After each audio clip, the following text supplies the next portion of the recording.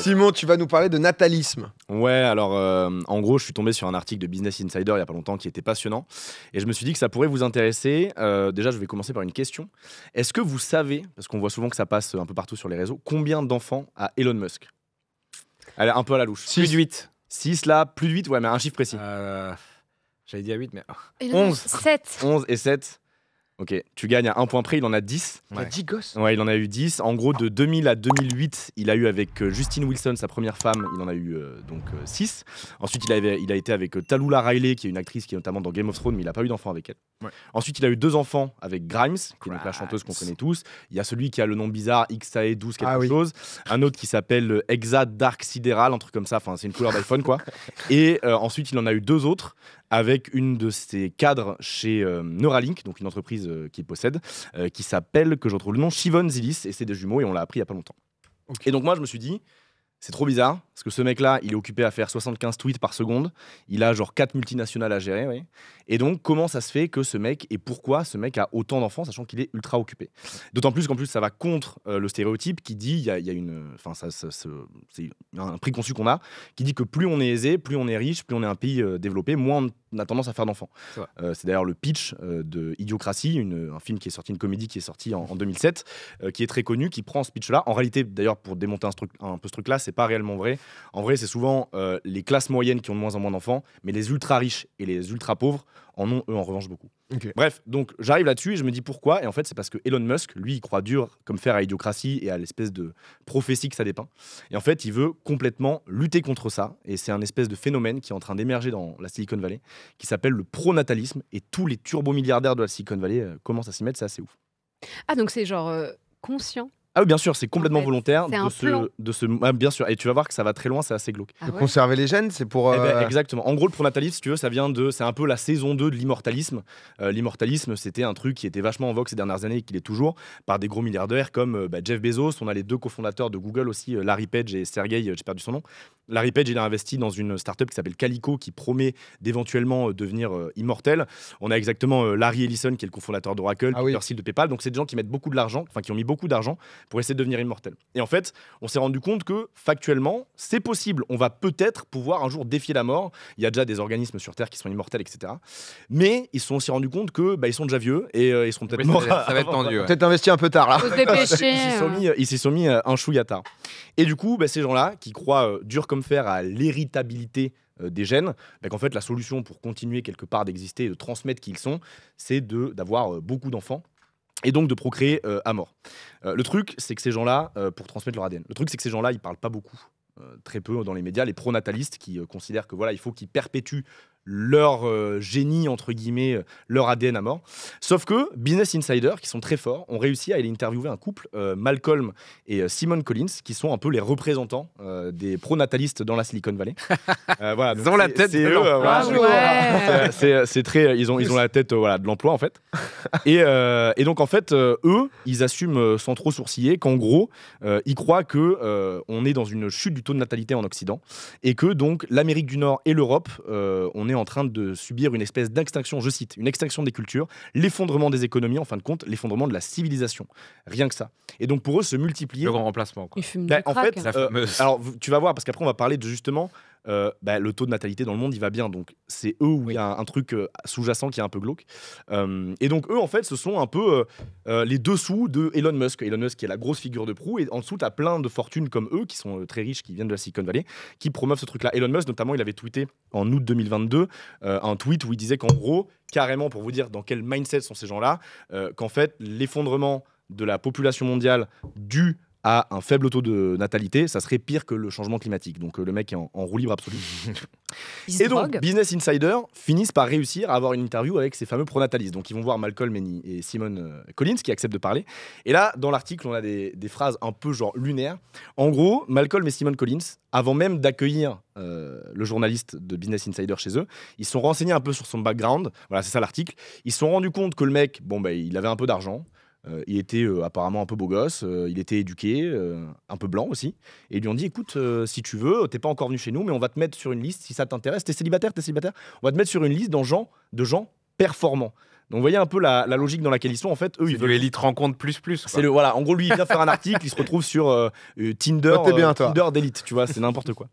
Et il y a d'autres trucs, c'est qu'en fait, eux, que je vous retrouve la phrase, voilà, Simone explique très premier degré, et ça se retrouve dans l'article, que s'ils arrivent à fédérer assez d'autres membres de la classe supérieure, ces derniers, dans quelques générations, je cite, deviendront les nouvelles classes dirigeantes de ce monde. Leurs enfants seront à la tête de la planète.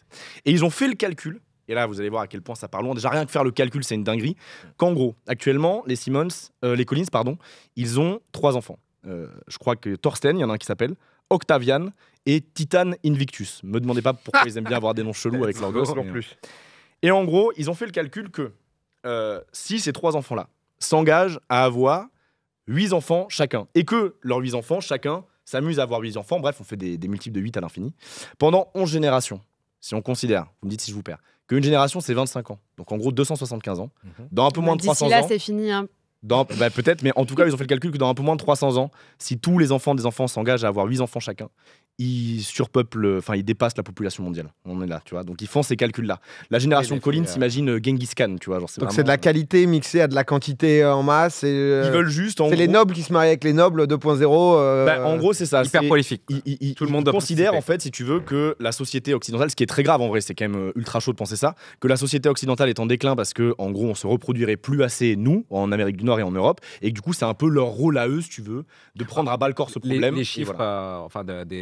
des naissances par pays donnent raison à cette idée, en tout cas. Ouais. Mais bon, oui, c'est la philosophie derrière qui est archi nauséabonde. Oui. En fait, voilà, c'est ça. Le truc, c'est qu'on peut se dire, en vrai, oui, mais là, on parle de l'Occident, quoi. Mais si tu regardes à l'échelle du monde, il y a beaucoup de trucs qui nous disent qu'en 2050, on va atteindre les 10 milliards. Oui. Enfin, j'ai l'impression que ça va, tu vois. Et tu vas voir que ce premier volet de déjà se reproduire à balle entre élites pour se perpétuer eux-mêmes, il y a un deuxième volet à ça qui s'appelle les femtech. Est-ce que ça vous parle? Non. Non, me dit quelque chose, je l'ai vu passer. mais- Les femtech, c'est en gros les technologies, ou en tout cas le domaine de la technologie de la natalité. Donc ça va de essayer de rallonger la période avant laquelle les femmes sont ménopausées, donc peuvent avoir des enfants, tout choisir génétiquement tes gamins, en gros. Et quand je L'eugénisme, quoi. de quoi? Eh bien, l'eugénisme, on va y venir. Et en gros, l'idée, si tu veux, c'est que ces fortunes-là, en plus de se reproduire à mort, essaient de concevoir des enfants les plus parfaits possibles. Et on en parlait tout à l'heure justement avec Micode, Sam Altman, qui est le cofondateur d'OpenAI, donc GPT, etc., qui lui a mis à masse d'oseille dans une startup qui s'appelle le Genomic Prediction, et qui utilise justement un espèce de procédé de sélection du génome un peu controversé qui s'appelle, que je vous retrouve le nom, PGTP exactement, et qui permet aux parents de choisir les meilleurs embryons.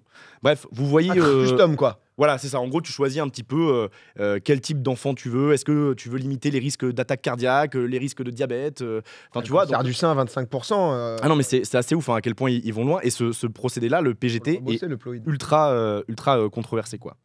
Et en fait, c'est exactement ce que tu disais, Jultia. En vrai, ça fait trop peur. Hein. On arrive à Mec, l'eugénisme. je trouve ça fait On arrive trop à peur, l'eugénisme. Vous voyez ce que c'est l'eugénisme ou pas du tout? Oui, dans les grandes lignes. Mais... Ouais, pareil, un peu. Moi, j'étais curieux juste de. Est-ce que c'est assumé ce côté on Ouais, veut de que ouf. des blancs, etc. Par Alors, exemple, tu vois, justement, lié à la couleur de peau. Et Le que côté ça n'a pas blanc- déjà rien que sur ce sujet-là. Le côté blanc est pas très assumé. En fait, eux, ils assument le côté nous. On se reproduit nous parce que nous, on est en galère. Et très pragmatiquement, les populations qui explosent, l'Inde et l'Afrique et tout, c'est pas trop notre problème. Et d'ailleurs, le père d'Elon Musk, Elon Musk, a fait une sortie comme ça en disant que lui, ils se sont pas fait chier sur les noms. Lui, il a fait une sortie carrément en disant qu'en fait, ce qui l'inquiétait, c'était le taux de reproduction, ce qu'il appelle des nations productives. Donc c'est pour te dire, en fait, eux, ils veulent sauver l'humanité, mais pas l'humanité, une humanité, et c'est grave, la leur. Et c'est là où on arrive à l'eugénisme, ce que tu disais. En gros, l'eugénisme, c'est tous les procédés qui vont permettre par la natalité de sélectionner des humains plus sains dans le but d'arriver à une humanité améliorée. Et ça rappelle un petit moustachu un peu énervé entre 39 et 45, Oui. ou une série qui comporte une servante écarlate et des scènes très glauques. Ouais. Donc, Mais ça, en France, c'est interdit aujourd'hui. Si tu veux avoir un donneur, tu sais pas qui est le donneur en Oui, c'est question, anonyme. que ça soit don de sperme ou d'ovocytes. Voilà, tout est anonyme. Mais alors, c'est pas en Australie. Non, c'est pas en Australie. Il y a pas un endroit où il y a des catalogues. C'est pas aux États-Unis où il y a des catalogues. commence, ouais. Oui, c'est ça. Donc c'est vraiment en France où c'est protégé. Je sais pas en ce France, qu'il en est pour les autres pays du monde, mais je sais Ça que. peut ressembler à une culture nord-américaine. Mais là, plus catalogue. Plus que des donneurs, là, enfin, en tout cas pour ceux qui ont été interviewés, c'est plus. Ça a l'air d'être un petit peu plus à l'ancienne. C'est plus de l'entremettage de gens. Oui, c'est ça. Entre autres, en fait, si tu veux, eux, ils expliquent. Alors en fait, c'est de l'entremettage et en même temps, ils sont persuadés, si tu veux, que leur génie, leur mode de vie occidental, si eux ils sont riches, c'est parce qu'ils sont supérieurs. En gros, c'est comme ça que c'est considéré. Il y a notamment un proche de Musk qui a travaillé avec lui pendant très longtemps, qui s'est confié à Business Insider et qui leur a dit très premier degré que Musk était persuadé que ton niveau de richesse était directement lié à ton QI, tu vois. Donc on est sur ce genre de truc. Donc pour eux, le mode de pensée de gens qui ont déjà hérité Mais de beaucoup grave, d'argent. on en est là, tu vois. C'est tu te dis, je sais pas, pour te raccrocher à la vie, tu te dis que tu mérites tout ça et que tu es supérieur. Et en fait, Bah ouais. il y a une expression que j'aime beaucoup, c'est l'enfer est pavé de bonnes intentions. Et là, on est full là-dedans, parce que c'est des gens qui se pensent vraiment être des héros, qui estiment que si on veut, on tend à une humanité meilleure, bah, c'est leur humanité à eux qu'il faut préserver, parce que ça serait eux les plus intelligents, les plus forts, ceux qui ont réussi, et ceux qui aujourd'hui ont le pouvoir, tu vois. Et donc on arrive dans un truc où des gens qui s'imaginent être des héros, alors que pas du tout, sont en train, parce qu'ils ont peur de ne pas réussir à contrôler dans le futur, à cause d'un taux de natalité trop bas, le monde qu'ils contrôlent aujourd'hui, confient ça à une prétendue descendance qu'ils essaient de modeler la plus performante possible. Donc voilà, va falloir choisir entre un potentiel effondrement selon eux ou créer Gilead, l'espèce de dictature de Handmaid's Tale. de Handmaid's Tale, exactement. Ouais. Voilà, c'était le pronatalisme dans la Silicon Valley. C'est un vrai sujet, je vois bordel, que ça fait beaucoup parler dans le chat, parce que ça, eux en gros, ils ont peur de se retrouver justement à 10 milliards, à 10 milliards d'humains sur Terre, de se retrouver à peut-être 450 millions aux États-Unis, en Europe un peu la même, et de se dire, bah, en fait, le nombre fait que, quoi qu'il arrive, on est trop faible et on pourra plus lutter c'est des gens qui ont par rapport à des profondément pays peur. comme l'Inde, etc. Quoi. Ouais, c'est des gens qui ont profondément peur et c'est vraiment bizarre cette manière de raisonner, quoi. C'est-à-dire que avant d'essayer d'améliorer la condition des autres, c'est d'abord je vais me reproduire moi parce que moi j'ai été capable d'en être là, tu vois. Enfin, c'est un truc que moi je trouve assez malsain en fait. Et quand on parle d'eugénisme, on est complètement là-dedans. Mhm.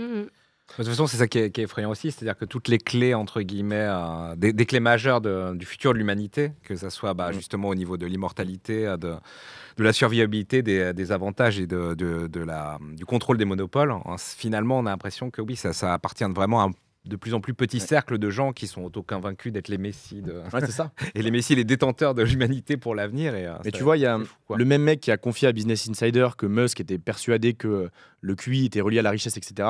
Il expliquait aussi que Musk, il exhorte littéralement tous les mecs riches qu'il connaît à faire à mort de gosse, tu vois. Genre vraiment, il est persuadé de ça. Et s'il y en a que ça a intéressé cette chronique, l'article de Business Insider est ultra long et des dingos comme le fait qu'ils ont calculé le nombre de générations qu'il leur faudrait pour avoir plus de gamins de leur lignée que...